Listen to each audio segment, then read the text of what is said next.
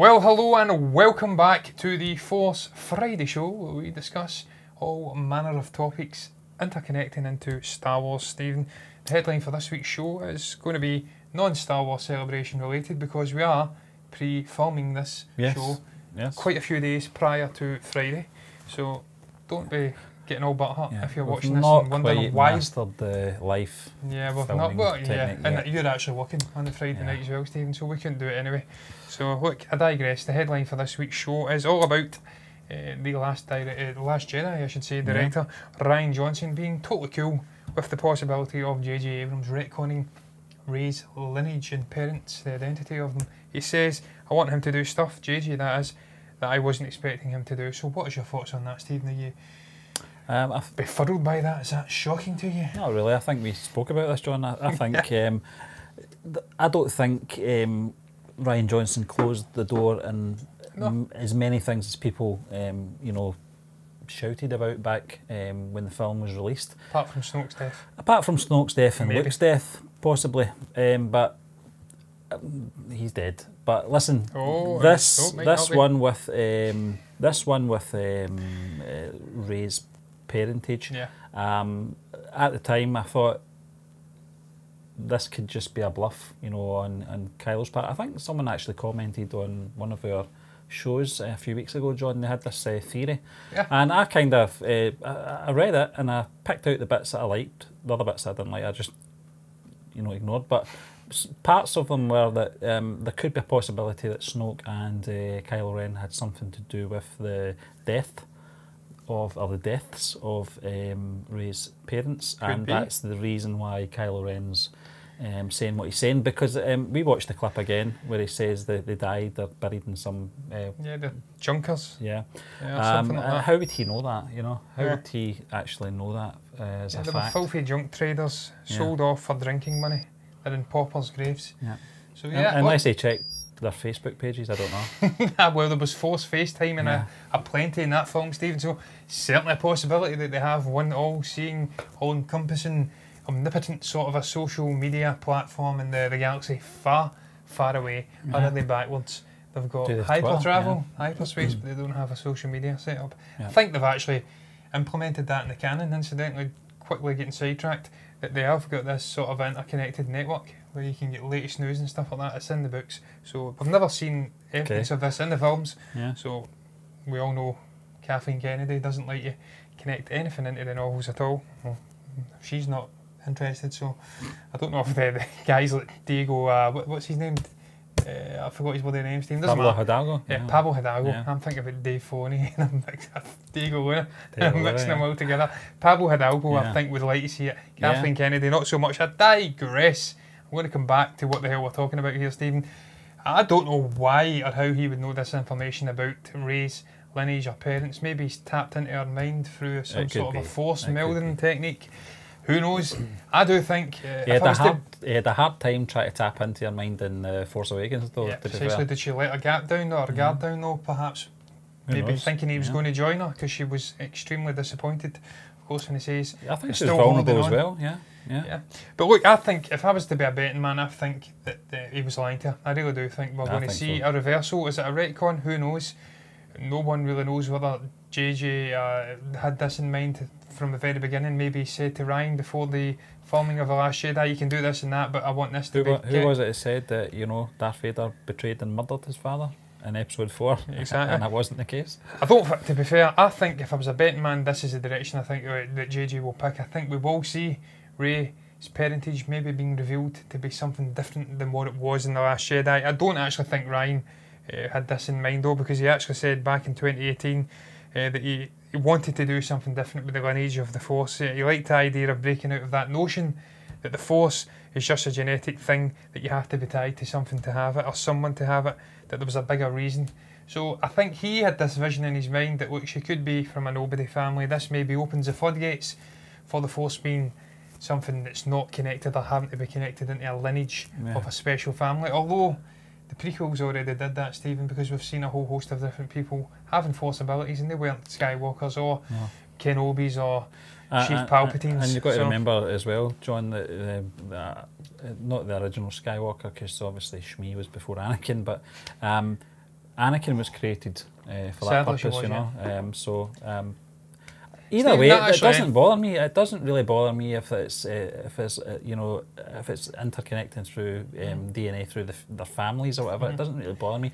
What everyone will always do though, if further down the line we have an independent Star Wars film out there and some kid has got the Force, the first thing everyone's going to do is that a Skywalker, you know? And that's, well, if it ends in this one, the saga ends, then that shuts the door on that one. They can't possibly say is that Skywalker. But Stephen, I actually do agree with the guy that commented on the video, incidentally, just came back to that before we maybe move on. The theory that perhaps Snoke colluded with Kylo to kill the parents of Rey, because we do know that Snoke had a complete and utter fascination with the name Skywalker. So perhaps he's seen this buffing in the Force, thought maybe this is another Skywalker, Anakin Skywalker situation. We're going to have this chosen one bringing balance to the Force again. He didn't want that, so he set about, maybe felt it through the Force. It was like, what do you call it? When it rippled out through the Force to him, and he felt the ripples. And he's sent out Kylo to deal with it and kill off the parents and maybe maroon this young girl on this, obviously, harsh planet, Jakku. I don't know, I like that theory. I think that may be a possibility. I do think Rey was born in the Force, or she was created in the Force. I really do think it's the poetic thing again of George Lucas repeating itself. Anakin was born in the Force, it set up this saga. Rey is going to be born in the Force, and maybe it will set up a future interconnected trilogy, because I don't think it's ending in episode 9. I think we'll have another 3 stories with these characters after this. So I think this is a possibility. How many times did Luke Skywalker ask who Rey was as well? You remember that bit in the sort of the temple area of Jakku? Who are you? Yeah. And he kept, no, he said that about 3 times. He says, but who are you? I don't know if that was a test where Luke did know who she was, and he was wanting to find out. Do you know who you are? Because I don't want to let my guard down if you don't know who you are, you know. But that may have just been a more simplistic thing. I'm asking, but who are you in terms of, are you a Jedi? Can you feel the Force? Maybe something like that. Maybe we're reading too far into it. But then again, JJ could utilise that, grab onto that, a hungry little director that he is, and I'm do pretty something sure interesting with it. Maybe Mike Zero's had a theory on that one. Yeah, I'm not going to talk about him just now. We'll get into one of his theories later on in the show, Stephen. But I'm going to move on to the next topic. It's interconnecting into the whole Rian Johnson theme again, and this one is all about Rian perhaps giving away some scant little details about when he's going to be creating his, or starting work on his Star Wars trilogy. He was interviewed, I think it was part of the same interview, Stephen, and he's essentially says that after he finishes the release of Knives Out, his new film, I think it's a murder mystery film set in a hotel, actually does look interesting incidentally. But once he's finished that and he's got the promotion out of the way for that film, he's going to start working on his new trilogy. He actually said in that interview though that he was still like going away at it, hammer and tong, writing things away, that there wasn't any set date in the pipeline, that he would look at slates in the next few months, but he was just working away at it anyway diligently. So I don't know what to make of this one. We're getting conflicting sort of things here. This article's saying, Stephen, that he's going to start working on it after Knives Out's finished, but then he's saying in another interview that he's already scribbling away some ideas, so who knows? What's your thoughts on it? I'll fling you under the bus here. No, John. My thoughts on it are that when I watched the interview, he was very obvious in his answers. Could there be something sinister going on there? It's one of those stupid questions, you know, are you still tied to, you know, doing this Star Wars trilogy or whatever it is? And that is the word, you know, on the street that he is doing Star Wars films. It's been announced by Kathleen Kennedy he's doing Star Wars films. So I don't really know any other answer than yes, that's what I'm doing. And that's how he answered it. There wasn't much great detail in his answer, other than, you know, his scribblings. That couldn't really he couldn't really confirm anything. No, he's not going to either. Because it's going to come from Lucasfilm, you know, when those films are going to come out anyway. Could be Celebration. It could be this weekend. That might be the reason why he's been very cagey in his, you know, his answers. But no, I don't think there's anything sinister in there. I don't think he can say much at this point, because I think you're right, John. It's very hard, as you've probably noticed from our topics over the last few weeks, to try and get some very interesting stuff coming out about Star Wars. It's a scam before the storm, Steve. Exactly. We'll be inundated with a lot topics. of the stuff is being kept under wraps, and I think that question that chap asked Rian Johnson the other day is one of them. I think we'll get something, and the Binoff and Wise stuff as well. I think we'll get something from that as well. Yeah, Stephen, I'm just kicking myself that we chose the name The Force Friday Show, because we really have restricted ourselves to releasing it on a Friday. If we'd picked another name, like, I don't know, The Force Feedback or something, something crap like that, maybe another take on like a Jedi Council, something else, a Sith Council, we could have released it any day of the week and we could have went right into it. Yeah, we could have went right into it after Celebration. We've restricted ourselves. We can't talk about that until next Friday now, but I digress, Stephen. I agree with you. He was never ever going to give a real definitive answer on whether he is working on this trilogy or not to some goon at a red carpet event. It's never going to happen. So look, it's just basic answers to a stupid basic question. I'd love to be that goon. Yeah, I'd love to be that goon as well, Stephen. Yeah, I aspire to be that goon. So no offence to that goon, not that he's going to be watching this. But I do think he's working on the trilogy. I really do. I don't think it's some conspiracy sort of a thing going on here where they're keeping it under wraps and he's been shown the door and they're going to let time go by and then they'll just announce it in some little crappy article on the Star Wars website. I think he is working on it. I think we will see it.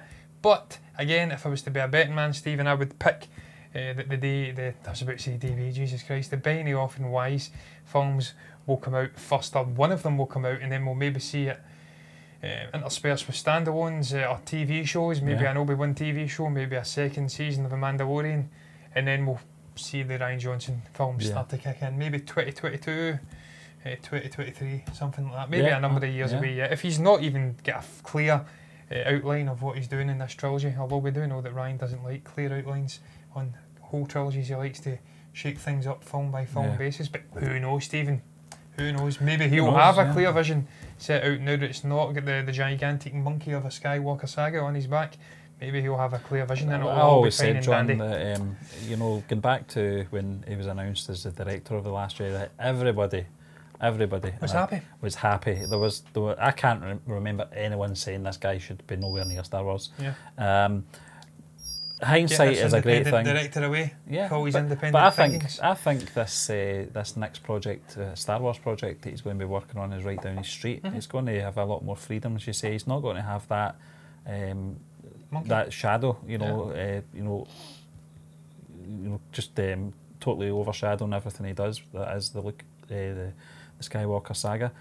You're very restricted. That's one of the reasons I felt that they should have maybe have stuck with one director for that trilogy. And I think it should have been J.J. Abrams. Yeah, I think J.J. Abrams was very selfish, Stephen. I think he deliberately ran away after Episode 7, also The Last Jedi, Force Awakens. I'm obsessed with The Last Jedi today. I think he deliberately ran away because he didn't want to handle the character of Luke Skywalker. He was terrified of the character of Luke Skywalker.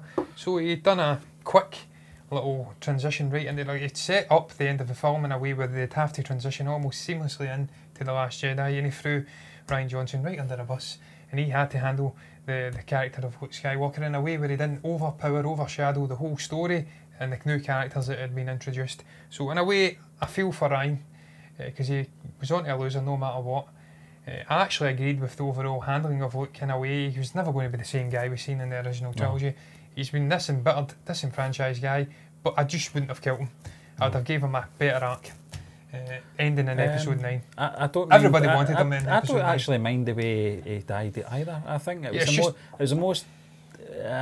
would have liked to have saw him get out like a punk? No. Yeah, it's not. I would have hated him to go out the way Han Solo went out. I would have absolutely hated that.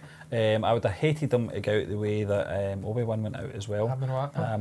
Akbar off screen. That would have been terrible. Can you imagine if The Force Awakens opened with Act 2 being blown up by with Star Killer Base and I think Skywalker was on that planet and that's it. That's, you know, he wouldn't have had that. Stephen, that goes into this topic, a conversation we actually had on that very subject. Admiral Akbar was never a main player in the Star Wars films. He was a side dressing man in The Return of the Jedi. He was never a primary player. What was the other guy's name? Radis. Admiral Radis, is it? From Rogue One, he had a meteor role than Akbar a lot more lines, it was like, it's a trap and that's it. It's like the rebel version of Boba Fett. He was never a main player. No. So I don't know where people are getting their panties all twisted over the ending of Akbar. Did I agree with it? No, I'd have kept him alive. In fact, he'd have been dead before this even started if it was up to me. I was never closely connected with Akbar by any means. He was just a fish. squid. I know I keep saying he was a squid, a lobster. Just a lobster. So look, I'm not interested in that. I don't care about him. He's dead and that's it. Screw it. It was a trap and he died. I digress, Stephen. Going back briefly before we move on to the death of Luke Skywalker. I wasn't actually talking about the actual death. I mean, I was fine with that. He went out to the site of a dual sunset setting. It was quite poetic. It was just more the manner of his story. He never really got to accomplish anything. The manner in which the temple was burnt down, also the betrayal of his nephew. That should have been done in the 1990s. I blame George Lucas for this. Exactly, Stephen. I would have liked to have seen a more fitting, fulfilling end for Skywalker, but we may yet see it in episode 9, where he trains perhaps Rey to be a more accomplished fighter. Well, look, she doesn't need it. She's already a more accomplished. Yeah, she's the best Jedi ever in existence. But I digress, Stephen. I'm going to move on. And I'm not going to go down that rabbit hole of talking about The Last Jedi and hating on it. It's been done to the death. So I'll move on to a subject all about Rey, incidentally. And it's about a potential scene. It's a leak scene. So we know it's coming from Mike Zero, straight from the horse's mouth. Brian May himself. And it's all about Rey having a scene with Anakin and it being like a horror movie, Stephen. He says that Rey is going to appear at some Jedi city or something. Or some, I don't know what it is. It's a Force Ghost moment with Anakin Skywalker anyway. She's going into some Sith sort of a temple. Yeah. I'm trying to find a bit, Lost City. Inside the Lost City. Yeah. Inside the Lost City at a Jedi location. He's already contradicting himself because he says that she follows this real figure of Anakin Skywalker. He's got one glowing eye. He's reciting parts of the Jedi code and the Sith code at the same time. And she follows him down into what he says is a Sith location. So he's saying it's a Jedi city or a Jedi location. And then he says it's a Sith location. I don't know what this means, Stephen. I'm confused. It's Mike Zero, so it's a lot of shite. It's not going to be in the film. But we'd have to fill it out with something. Yeah. Would you like to see this scene? Would you like to see Anakin Skywalker being this conflicted, hybrid Force Ghost of the Sith and Jedi? There was a scene in The Last Jedi, John, where Luke and Rey are at each other. Luke was trying to explain to Rey about the rise and the rise of Darth Sidious, and it was a Jedi who basically created Darth Vader, and her retort was, but it was a Jedi that redeemed him.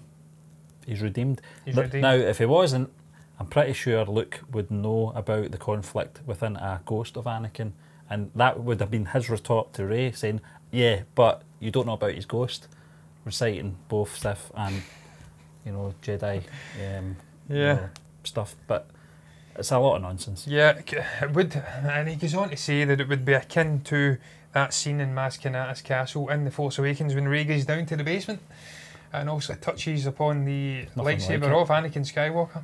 That didn't have horror elements at all to me. I wasn't scared. I didn't think it had any horror elements. It was just touching into the deep psyche of Rey and her affinity with the Force that had just awoken within her. Yeah. It wasn't horror at all, and it's quite fitting that he's talking about basements, because I think this guy should go and lock himself in a basement, because he talks one utter lot of shite. I'm going to move on to the next topic, Stephen, on that. Okay. I actually don't mind Mike Zero. Listen, I'm being harsh. The guy's he's doing what he's doing. He's got a channel, a very successful channel. People seem to hero worship him. They love his theories, and look, he's just a Star Wars fan like us. He obviously loves Star Wars, and he wants to create theories and strike up debate and speculation over the release of new films. But in a way, a sick, perverted way, it may have seen the rise of the hate and the disappointment we've seen with The Last Jedi, because people got the hopes built up for maybe a vision that he'd been spouting, or speculation, a theory, and then when they didn't get that exact theory play out on the screen, they were absolutely enraged. So look, but not with him. Yeah, but not with him. So exactly, he's laughing all the way to the bank, I presume. So I'm going to move on to this next topic anyway, Stephen. I'm doing a Billy Connolly sidetrack again. I'm doing an Anthony Daniels hole digging, and this one again is a potential leaked scene. I don't know if this is coming from Mike Zero. I think it may, and it's Kylo Ren and Rey lightsaber battle. Could this be a big twist? With this big twist in episode 9, I don't understand what the twist is. I've read the article, and it's talking about a potential lightsaber battle, Stephen. Essentially, the gist of the story, so you don't have to read it and so people don't have to go and find this express article, is basically Rey facing off with Finn and Poe in this big scene, this battle scene with Maz Kanata's pirates, and they're facing off against Kylo Ren and the Knights of Ren, and a big battle sequence explodes. The Knights of Ren start absolutely destroying the Knights of Ren, or the Pirates of Maz Kanata, I should say. And there's a sequence of battle between Rey and obviously Kylo Ren, and she's got a blue lightsaber. Would you like to see this in the film, Stephen? Would you? That's terrible. Absolutely terrible. I do not want to see non-Jedi fight the Knights of Ren. That's terrible, absolutely shocking. But we've never heard that they are actual Jedi, or they? No, but they'll be skilled, you know, and they'll have some kind of training from Kylo Ren as well. Whereas Finn and Poe don't. You know, they're going to get absolutely. Oh, Finn's had some training. Yeah, he's had some lessons. He's had to. I think he'd train him through the Stormtrooper training. I think he was quite nifty with the melee combat. No, I would hate to see it. I think it would be cannon fodder for the Knights of Ren, putting them in that situation. I don't know too much about the Pirates of Maz Kanata. Yeah, Orange Face. I don't really know. Orange Yoda. It's a terrible idea. That's a terrible idea. I don't know why I see that. That's worse than Mikey says. It's absolutely terrible, Stephen. I think what they've done is they've constructed this in their minds, and they've seen the leaked shots of the Y-Wing, and they've put that in there. Y-Wing's passing over, just as we're getting a climactic battle. Maybe the conclusion to this lightsaber battle, they come in and bomb the middle ground, and Kylo Ren's sent flying away.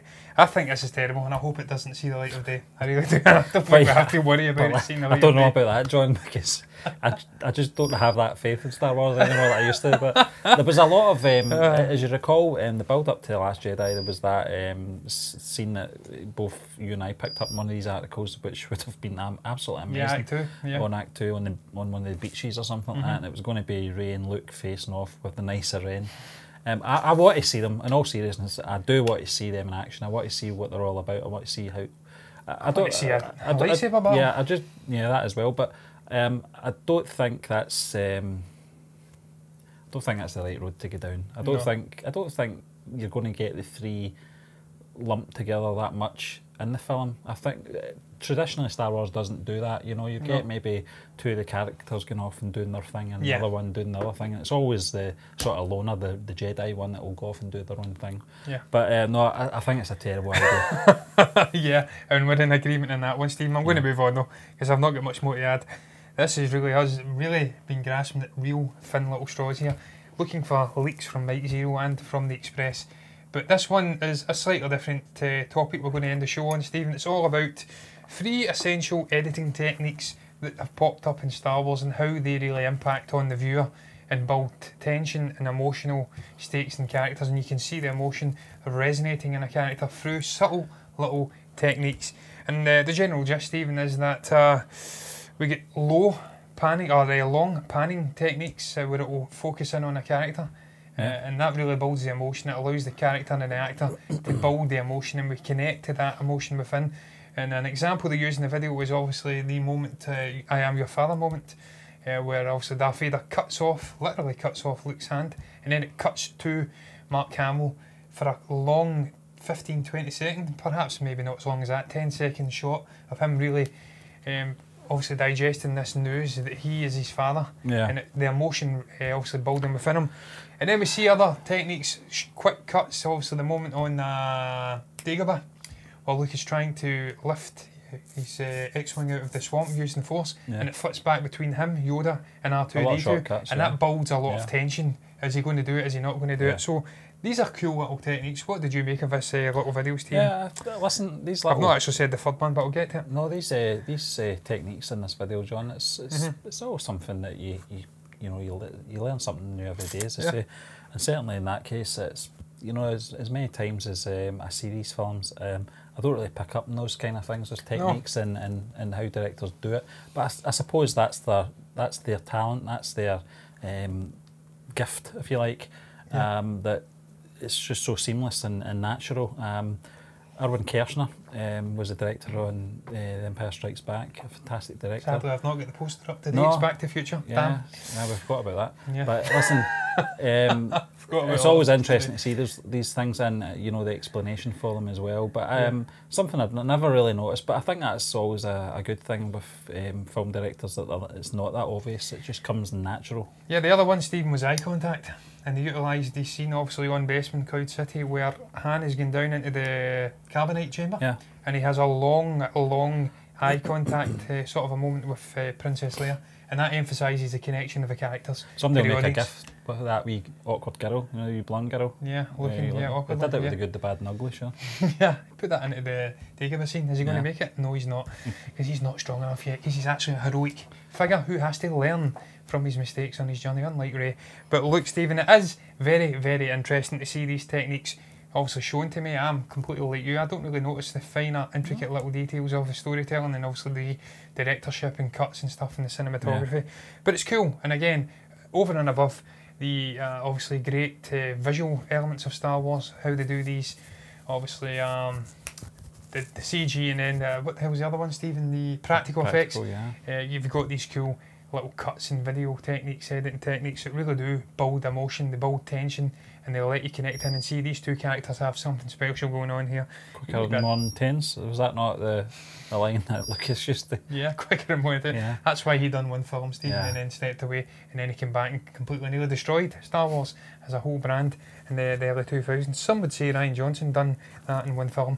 But look, I will end the show on that note, Stephen, because I've not got much more to add. I am looking forward to next Friday when we have a whole bountiful of topics to really get when everything's a week older. Yeah, when everything's a week older. Hopefully people will continue to watch our show. Maybe not, but we can only talk about what we can talk about, Stephen. And we will have a whole host of things to talk about next week. So I'm looking very much forward to that. Did you enjoy this show? If you did, like the video, comment below and tell us what your thoughts were. Subscribe to the channel, and we'll be back next Monday with Box Office Chat.